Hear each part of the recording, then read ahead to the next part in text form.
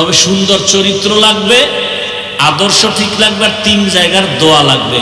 এই কথাগুলো অ্যাবাউট করো না, তোমার কপাল পুড়ে যাবে। কয় জায়গার দোয়া?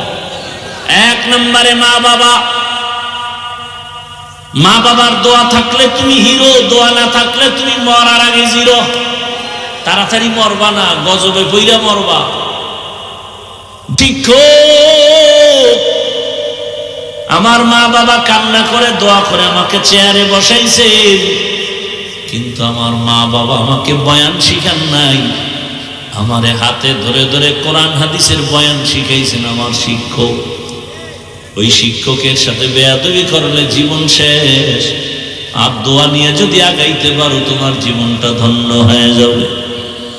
3 নম্বর জায়গা উলামায়ে কেরাম, মুরব্বী, এদের দোয়া নিয়ে সামনে আগাইও।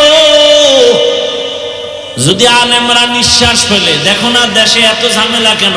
আলেমদের সাথে বেয়াদবির ফলাফল, আর কিচ্ছু না। অনুরোধ করে বলছি যুবক, এই 3 জায়গার দোয়া নিয়ে ডাক্তার হও, জীবন সফল। ইঞ্জিনিয়ার হও, প্রফেসর হও, ওসি ডিসি এসপি হও, চেয়ারম্যান মেম্বার এমপি হও, জীবন ধন্য হয়ে যাবে। জীবনে তো গুনাহ কম করো নাই, এখনো কি তওবা করবা না? আল্লাহ পাকের ভয় অন্তরে নিয়া আল্লাহর প্রিয় বান্দা আহদুল্লাহ যারা, এদের বন্ধু হয়ে জীবনটা কাটাও, ধন্য হবে তোমার জীবন। বাংলাদেশে আওয়ামী লীগ নাই নাই বলে কি নাই? এমনও লোক আছে তারা দিব্যি আরামে সম্মানের চেয়ারে আছে, কারণ তারা আলেমকে ভালোবাসে, মাদ্রাসায় টাকা দেয়, মসজিদে টাকা দেয়, কারো উপরে কোনোদিন জুলুম করে না। নাই এরকম লোক? বিএমপির মধ্যে বহু আল্লাহর বান্দা আছে, মাদ্রাসা মসজিদে টাকা দান করে, 5 ওয়াক্ত নামাজ পড়ে, দাড়িওয়ালা ব্যবসা করে, কারো উপরে কোনো জুলুম করে না, কারো ক্ষতি করে না। এদেশে যত ভেজাল আসবে, বিপদ আসবে, তারা বিপদে পড়বে না। আলেমরা যেই সম্মানে থাকবে, তারাও সেই সম্মানের রাস্তায় চলবে।